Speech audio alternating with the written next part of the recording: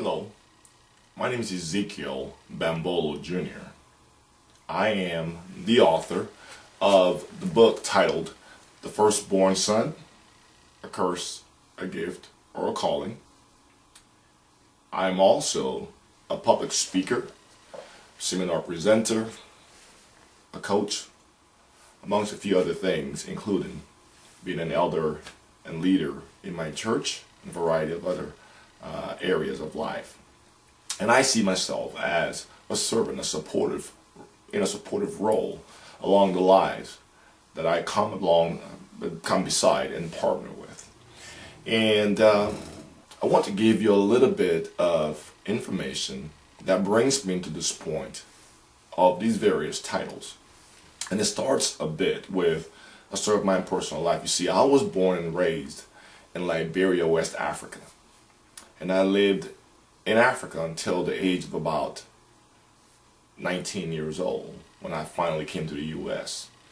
Before I came to America, I had just undergone about 2 years of intense and very vicious civil war back home in Liberia. And my family of four children, my mom and dad, and other children that my parents had adopted, went through observing and running away and trying to avoid the best we could some severe atrocities, many times being held at gunpoint to be executed. Various members of my family, including myself in particular.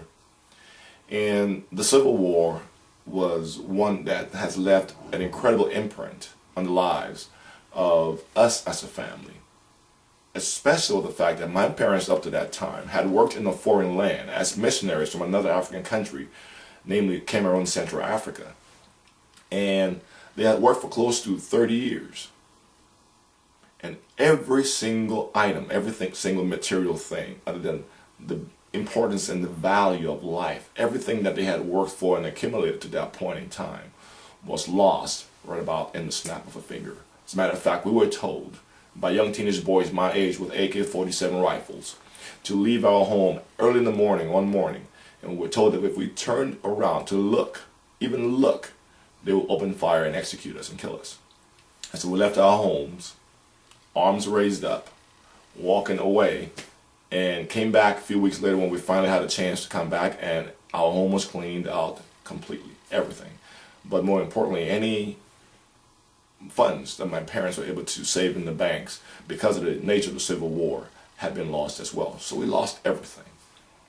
And the responsibility for restoration of our family, especially in these latter years, but right after that Civil War, became mine.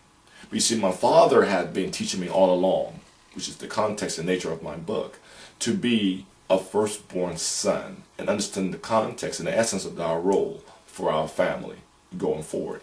And it wasn't that I had to take over our family when he was dead, but even in his lifetime, even in my mother's and his lifetime, I would have the responsibility of providing and leading and caring for the family. But here's the deeper context of what I want you to understand. I speak on multi-generational family legacy. And so what my family has endured in our lifetime, the losses, the difficulties of marriage, the difficulties of family feuds, and what have you, have all been kept within close control and a very clear understanding as a family of what the purposes of each one of our lives and those adversities are, by the power of multi-generational family legacy. And that began not with my parents teaching me, but it actually began, as I recall, to the best of my knowledge, at least in my time, with my grandmother, a very powerful woman. And that has become a multi-generational family legacy. And let me tell you what that means. See, my grandmother, at a very young age, married her husband, my grandfather. But unfortunately, although he was a very hunter and trader in the African country of Cameroon, there was some jealousy that brewed along others in his village and an area. And he fell sick, and passed away at a very early age, my early 30s, and left my mother with grandmother, with 4 young children. Well, it was pretty clear that that jealousy was going to spill onto my grandmother and and her children, because the villagers made it quite clear in various ways that they wanted her out of the village, and one of those particular ways was burning down her home several times to send a message. And so she left with 4 young children with no real place, nowhere to go. One of those 4 young children was my father, and he was at the age of about 2 or 3. But her battle to sustain, which eventually led her to embrace even deeper her faith, has been a tremendous legacy that has carried us through a civil war like I described earlier, has carried us through a lot of difficulties in family, and the bond that says we are a family that sticks together no matter what the situation. We do not despise each other. There are not internal jealousies and so forth. We stand as one. And that legacy that began with my grandmother was passed on down to my father and my mother. That was also passed on to me and my siblings in terms of who we are as married couples and individuals and parents and adults in our own lifetimes. And that is also clearly in terms of the faith of my father and mother, for example, being missionaries, and me being a big part of my church and my surroundings, knowing the importance of work ethic and integrity and all those very strong components of family, the importance of unity, is now also very deliberately being passed on down to my children, with the expectation by my wife and I that those same legacies will be passed on by them to their children, including meaning our grandchildren someday. And so we are purposefully setting up these thoughts, these viewpoints, these beliefs, these truths that will eventually be multi-generational legacy to be handed down to those that are our dependents long after we're dead and gone. You see, when I look at our culture today, I am convinced, as you are, I'm pretty sure, that there are a very great number of unnecessary pain within the family structure because of the continuous destruction and breakdown of that institution. And I believe, with evidence that I've given you, some of which I've given you already, that the power of multi-generational family legacy can restore, can rebuild, can recapture, can repurpose our thoughts and thinking. You see, here's a quote that I like to read, that if we flow or swim with the river, it will gladly take us where it wants to go. In order to go where we want to go, more often than not, we have to swim against the current of the river. And you see, we are now in a culture and society that is drifting along pretty nonchalantly, ignoring the essence and power of the family. And we're seeing very unnecessary pain and results. Whether you have child abuse, divorce cycles that keeps going on from one generation to the next, poverty, are we talking about child abuse, sexual abuse, you name it. There are all kinds of things, a lack of work ethic. And we, in our context of this book and with the work that we do, especially if you were to visit thefirstbornson.com, which is our website, you will find that our desire is to reignite the discussion of multi-generational family legacy into the lives and homes of this great nation and beyond, that we are completely convinced will restore and eliminate a lot of these unnecessary pains within the families, within individuals that we are talking about. Let me give you some examples of things that have happened in recent weeks. You, I'm pretty sure, are aware of Javon Belcher, the NFL linebacker from the Kansas City Chiefs, who committed suicide, but prior to committing suicide, also murdered his girlfriend, and then left a young infant parentless for the rest of his life because he felt some hopelessness. There's also the recent shootings, for example, of Newtown, Connecticut. While we may all see a young man who walked into a room, a classroom of very young children, and with a lack of conscience, murdered so many. The fact of the matter is that for many years, there lived a single mother without the support and the balance of a male figure, a father figure in the home to help a mentally challenged young man and groom him and help develop and help restrain in certain circumstances. She lost her life. He took many more. These are just a few things that we've heard of things that happen so frequently in our cultures, even in the inner city that we barely hear of. And yet and still, we have not stopped to consider that the power of multi-generational family legacy can go a long way to purpose, to give purpose and meaning and conviction and direction from a decision standpoint to lives that are impacted in this way.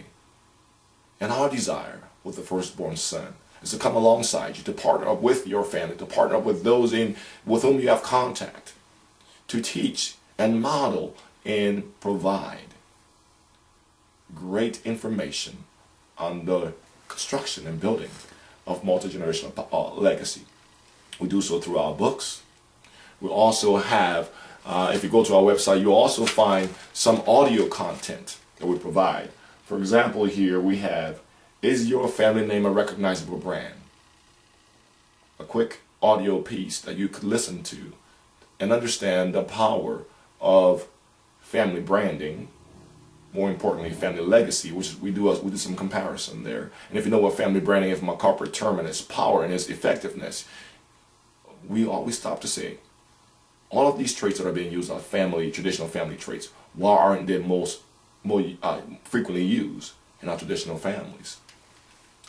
For example, also, we speak to high school students. And here's another piece that you may be able to capture and provide to your teenager. It's called choice. And it helps them to begin right now to define their own personal brand in the context of, hey, do they want to be a great doctor, a great attorney, a philanthropist? What is it? A great athlete? What are they doing today with their choices that are right now, this moment, defining for them what that brand, that personal brand, that powerful legacy that they are going to leave ought to be? And in these items, for example, we provide a good discussion, a good area, especially like Q&A sessions. It's incredible to listen to the hearts of these young people, especially high school people, when we speak to them and hear the dialogue that ensues, because we have brought such a topic of direction and purpose to their minds. We also offer what we call our Successful Family Legacy Seminars. This item we offer as a day-long or 2-day-long seminar content to really define, to really reveal for you, to really help you repurpose your life and your choices and your decisions as to how you are defining and implementing a successful family legacy for years to come. Whether it's our coaching seminars and what have you, we would like to partner up with you.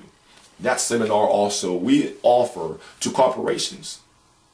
And let me give you a quick tip. If you look at the top reasons why people leave corporations or why they stay, you realize that it has very little to do with monetary value, monetary gain, and all to do with how they're being impacted personally, their personal lives.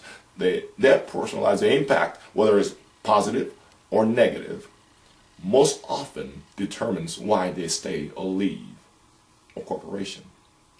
Yet, and so we also understand that the cost of turnover ranges from anywhere from 25 to 250% of that individual's annual salary.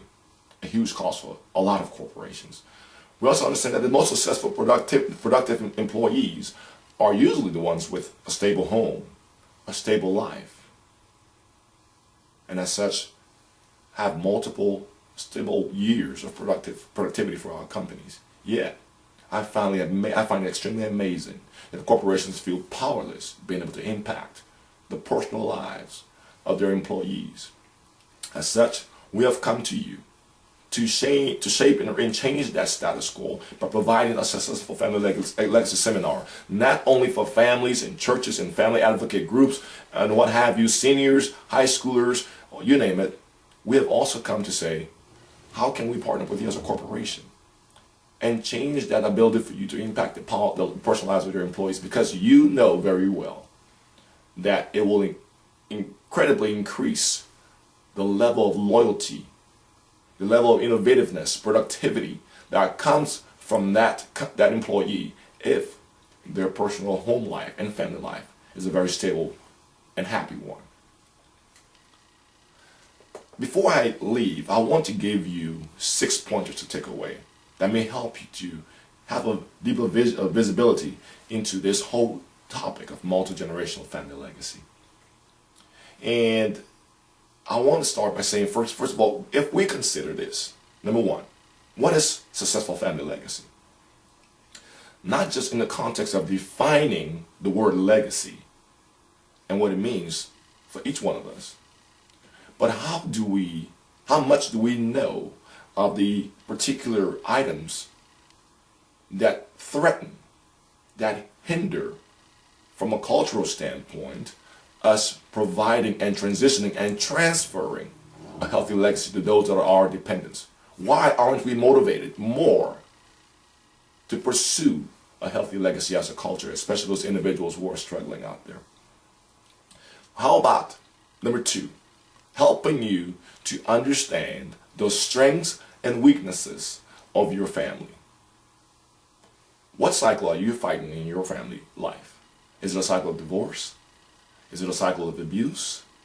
Is it a very lackluster work ethic? Do you know what the strengths and weaknesses are of your family? If not, let us help you to explore that. Let us help you to uncover that in a very structural way. Let us help you begin to understand deeply those who depend on you and your support, and those that are looking up to you, and how do they understand you? Yeah, you have to know the strengths and weaknesses of your family in order to start to design a proper and a healthy and a powerful legacy. We also talk about losing control or losing focus.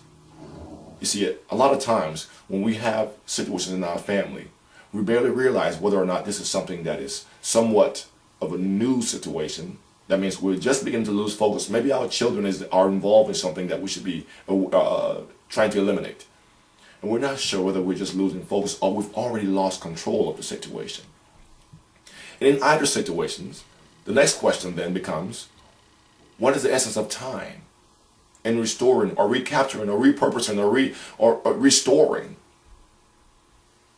that healthy position from where we currently stand in terms of what is impacting us adversely? There's also understanding. Once we have control of those first three items of understanding what our legacy is, strengths and weaknesses, losing focus, losing control, then let's start to concern ourselves and start to design what we call our visions. What are our strategies for implementing our legacies? What is the structure that must be in place? You know, every family must have a hierarchy within. In other words, there are adults, there are children. There's a proper design of passing on wisdom and education across family lines. You might even have a family which is of more popularity these days that has 4 or 5 generations under one roof. And you may be the working breadwinner. And you have to manage all of those personalities, from your great-grandparents or grandparents, right on down to yourself and your children, and maybe your grandchildren. How do you sustain and manage all of those personalities? We talk about that when it comes to setting your visions and your solutions and strategies, because that will begin to help you really define the legacy that you ought to be transitioning and transferring. Also, number 5, when you begin to implement the dynamics of lives you have in your care, how do you know if you're building a preference for the legacy you intend to leave, or if you're building a barrier that will resist you? We break those down as well and try to give you step-by-step thoughts to consider and in your implementation process. Now, when we've unfolded those 5, we want to also stop those 5 steps, or phases. We also want to start to look at, are you planning to win? You see, it's a battle for hearts.